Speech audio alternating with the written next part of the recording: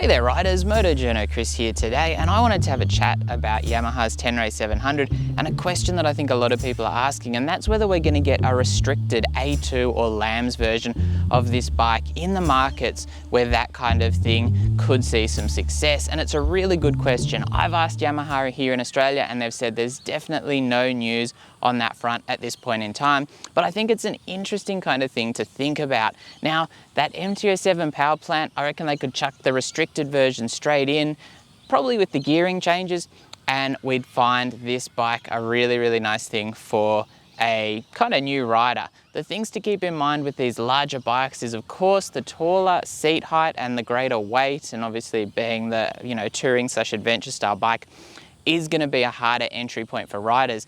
But being an all-round bike as well, I think there's a lot going for this particular bike, and they could probably chuck some road tires on, and it'd be a really fun kind of learner, beginner touring machine with the ability to chuck, something a little bit more dual sport on and still do the off-road side of things. I think the one problem Yamaha are going to face is the bike is competitively priced for a full power adventure machine at 17 here in Australia. However, I reckon if they wanted to sell it as a beginner bike, they'd probably need to bring that price down to say 13, maybe 14. I still think that's kind of stretching it because it's an area where obviously you'll always get the people who are beginning and they just want to start on something really cool, which this definitely ticks those boxes. It's like when they had the Street Triple 660 and the Ducati 659. There are people who will buy those bikes and they do quite well. But if you want a wider amount of riders, you do need to bring that price down. And to do that, I think there's a couple of things they'd need to do to the bike to really get the price down to that point. And it's difficult to see whether they'd actually be able to do that. I think more basic suspension is probably one of the compromises they'd have to make. I think more basic brakes, we might see the Brembos disappear, but of course it's hard to tell if they're selling a heap of the Tenere 700s and they can get a really competitive beginner option out there with very similar components. Of course that's going to benefit them because they're just using all the same parts.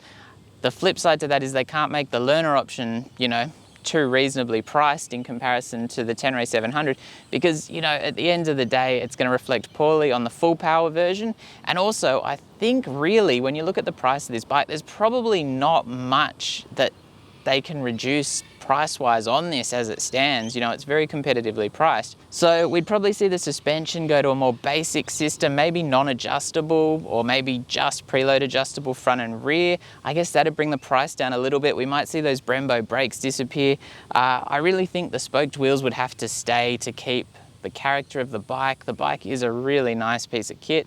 I do think that the seat height would need to come down a little bit. At 880 mils, it's not very rider friendly. Obviously, it's an adventure bike, so it doesn't, that's one of the compromises you make. But I think if they could drop that seat height down a little bit, it'd make it a much more entry-level friendly motorcycle. And they can drop it down with a lowering link and also with a lower seat height down to 845. I reckon if we had some shorter travel suspension, so another little bit of a compromise on the rear there, and I guess on the front and losing a bit of ground clearance, you could probably bring this bike down a little bit overall, which is going to make it more manageable to new riders. Of course, you're losing some of that off-road ability, but then I think you can get away with that in the LAMS category. Apart from that, it's got the simple dash, it's got the simple indicators, the headlight, LED. It would be, very strange indeed for them to change that on a LAMS version of this particular bike. So it's very hard to see where else they could really reduce the production cost of this bike to make it a really affordable LAMS or A2 equivalent beginner bike. But I think, I gotta say, I think there'd be a market out there for it. Anyway, we don't know whether Yamaha have got this in the works at the end of the day. It's an interesting thing to think about. I wouldn't be holding my breath and waiting for an A2 or a LAMS legal version of the Tenere 700, or I guess maybe it might be a Tenere 660 to meet the requirements here in Australia. But it's a really interesting thing to think about. If you ask me, it'd really add, another really awesome option to the beginner segment here in Australia. And it's such a great machine, as you'll possibly have seen from my full review, that I think it's a bike which could really offer something in that LAMS category that a lot of people are looking for.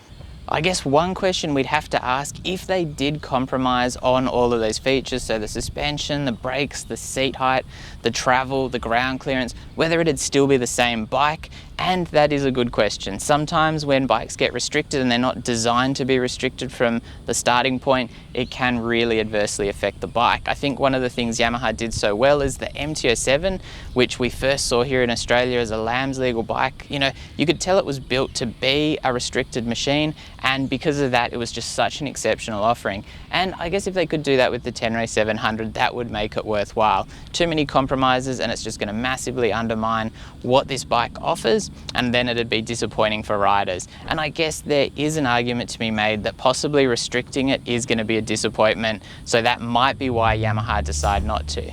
So have you got any thoughts about the Tenere 700 and whether we might get a restricted version for those beginner riders? If you have, share them down below in the comments. I'm interested to hear your thoughts. And if you've got any feedback, please let me know. As always, stay safe out there on two wheels. Don't forget to sub and hit that notification bell, and I'll be back soon. Thanks for watching.